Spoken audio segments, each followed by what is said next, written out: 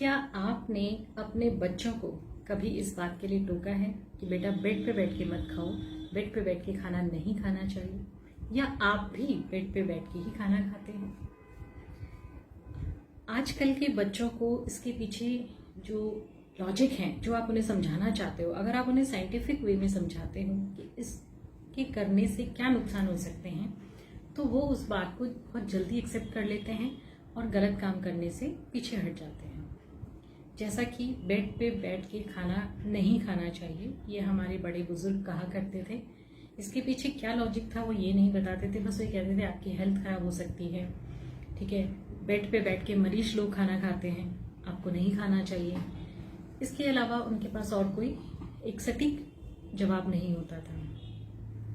आइए आज समझते हैं कि बेड पे बैठ के खाना क्यों नहीं खाना चाहिए। ज्योतिष विज्ञान के साथ में इसे जोड़ के आपको ये बात कहना चाहती हूँ कि भोजन को रिप्रेजेंट करता है सेकंड हाउस। सेकंड हाउस भोजन के अलावा और बहुत सारी चीज़ों को भी रिप्रेजेंट करता है। आपकी वाणी को रिप्रेजेंट करता है, आपके धन को रिप्रेजेंट करता है, आपके बैंक बैलेंस को रिप्रेजेंट करता है। जो ज्वेलरी वगैरह आपके पास है, जो बैंक में पड़ी है या घर पे पड़ी है, उसको भी सेकंड हाउस रिप्रेजेंट करता है। और भोजन यानी खाने को भी सेकंड हाउस रिप्रेजेंट करता है। स्वाद, जो टेस्ट है, वो भी सेकंड हाउस है। और भी बहुत सारी चीज़ें हैं, लेकिन आज हम भोजन के बारे में बात कर रहे हैं, तो इन सब चीज़ों को ही मैं आपके साथ शेयर करूंगी।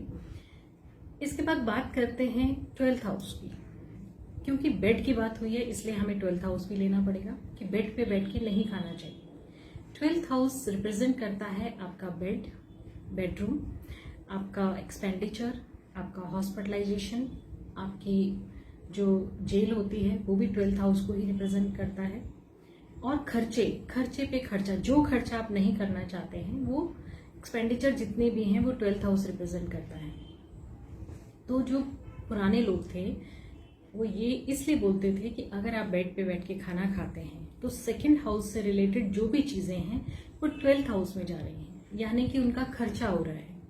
जैसे अगर आप भोजन वहां बैठ करके कर रहे हैं तो आप जैसे हॉस्पिटल में हम बैठ के खाना खाते हैं बेड पे, क्योंकि हम बीमार होते हैं, लाचार होते हैं कि इधर उधर मूवमेंट नहीं कर सकते, तो हम बेड पे बैठ के खाना खाते हैं।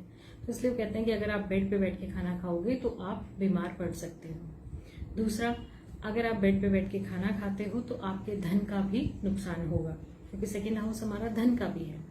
अब वाणी की बात अगर करें तो आप अगर बेडरूम में बैठ के खाना खाते हैं तो आपकी जो वाणी है उसका भी खर्चा होता है।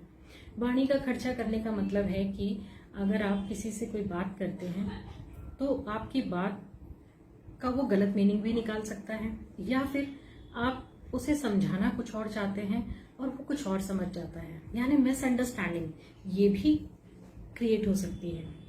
तो इसके पीछे जो भी लॉजिक्स थे वो यही थे कि सेकंड हाउस को अगर आप 12th हाउस यानी बेडरूम में लेके जाते हैं, यानी भोजन को यदि बेडरूम में करते हैं, तो आपको इन सब चीजों से रिलेटेड प्रॉब्लम्स आ सकती हैं। आशा करती हूँ कि कुछ तो ये चीजें आपको समझ आई होंगी कि बेडरूम में बैठ के क्यों खाना नहीं खाना चाहिए, और हो सकता है आज से आप बेडरूम में बैठ के खाना नहीं खाएंगे।